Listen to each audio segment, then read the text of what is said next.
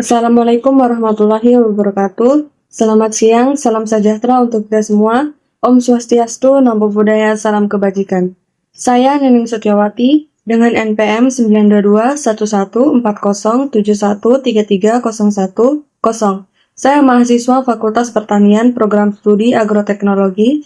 Saat ini saya akan memenuhi tugas saya pada mata kuliah Sosiologi Pertanian yang diampuh oleh dosen mata kuliah Dr. Andri Amaliel Managanta, SP, MSI. Baiklah, saya akan menjelaskan hasil dari tugas saya. Yaitu yang pertama, apa saja jenis kelembagaan lokal dan pengetahuan lokal ditemukan di pedesaan Indonesia dan pengaruhnya terhadap kesejahteraan petani. Di pedesaan Indonesia, terdapat berbagai kelembagaan lokal dan pengetahuan lokal yang berpengaruh terhadap kesejahteraan petani. Kelembagaan lokal, kelompok tani, memfasilitasi petani untuk berbagi informasi dan meningkatkan produktivitas pertanian. Lembaga ekonomi desa, seperti koperasi atau badan usaha milik desa, BUMDes, membantu petani mengakses pasar dan pembiayaan. P3A, perkumpulan petani pemakai air, mengelola distribusi air, irigasi untuk memastikan kebutuhan pertanian terpenuhi. Lembaga keuangan mikro, memberikan akses pembiayaan kepada petani dengan bunga rendah. Pengetahuan lokal, sistem pertanian tradisional, menggunakan teknik seperti tumpang sari dan rotasi tanaman untuk meningkatkan hasil secara berkelanjutan. Pengelolaan alam berkelanjutan, menggunakan pengetahuan lokal untuk mengelola tanah dan air dengan ramah lingkungan. Keberagaman hayati, menjaga varietas tanaman lokal yang lebih tahan terhadap hama dan cocok dengan iklim setempat. Kelembagaan dan pengetahuan lokal ini membantu petani meningkatkan produktivitas, mengakses sumber daya, dan menjaga keberlanjutan pertanian yang secara langsung meningkatkan kesejahteraan mereka. Yang kedua, bagaimana sistem kelembagaan lokal dan pengetahuan lokal berkontribusi dalam pengelolaan pertanian di pedesaan. Sistem kelembagaan lokal seperti kelompok tani dan lembaga ekonomi desa mendukung kolaborasi, akses pasar, dan pembiayaan untuk petani. Pengetahuan lokal seperti teknik pertanian tradisional dan pengelolaan alam berkelanjutan membantu meningkatkan produktivitas dan menjaga kelestarian sumber daya alam, sehingga mendukung keberlanjutan pertanian di pedesaan. Yang ketiga, berikan contoh di Indonesia mengenai kelembagaan lokal dan pengetahuan lokal yang khas tersebut dan pengaruhnya terhadap masyarakat.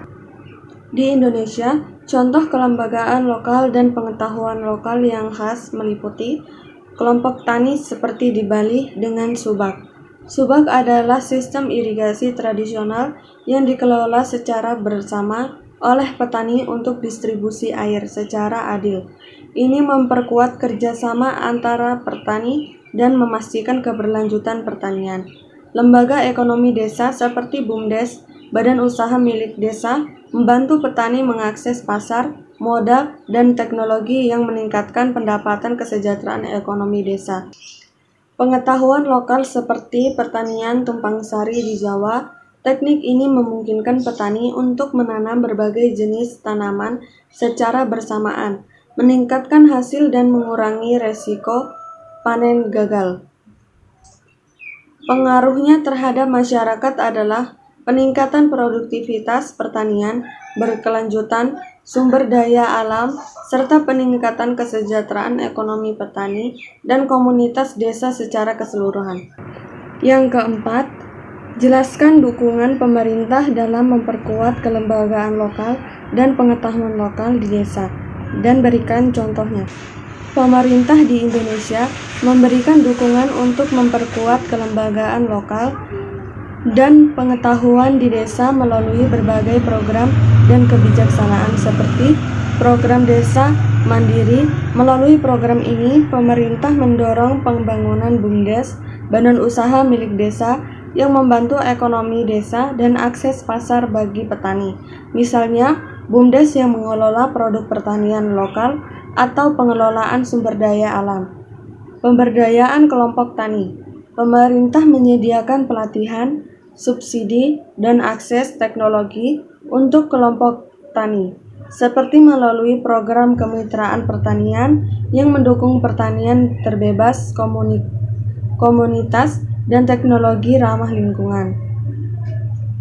Dana desa. Pemerintah mengalokasikan dana desa untuk membiayai kegiatan yang menguatkan kelembagaan lokal dan pengelolaan sumber daya alam secara berkelanjutan, misalnya membangun infrastruktur irigasi atau pelatihan pertanian. Baiklah teman-teman, mungkin cukup sekian penjelasan yang bisa saya sampaikan. Kurang dan lebihnya mohon maaf. Wabillahi taufiq wal hidayah. Wassalamualaikum warahmatullahi wabarakatuh.